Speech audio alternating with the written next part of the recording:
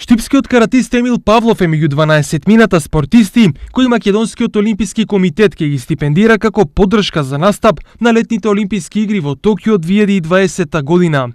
Емил е меѓу тројцата спортисти кои ќе добијат надомес од $800, додека преостанатите 9 мина ќе добијат по $625.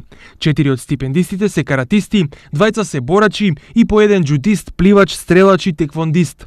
Председателот на Македонскиот олимписки комитет Васил Тупурковски им посака успех на спортските амбасадори на Македонија. Моите честитки и најдобри желби што ги кажав на нашите спортисти и спортистки и сите се надеваме на големи успеси во Токио и на успеси што ќе ги издигнат овие спортисти во вистински успешни представници на нашата држава. Се најубаво на сите.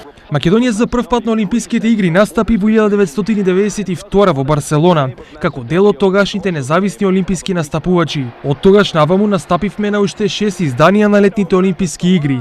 Најмногу спортисти, 11, имавме на Олимписките игри во Атланта 1996, а единствениот медал, бронзен, го заработи Могамет Ибрагимов во 2000 година во Сиднеј. Следните олимписки игри би можеле да бидат историски за Македонија со најмногу олимписки представници.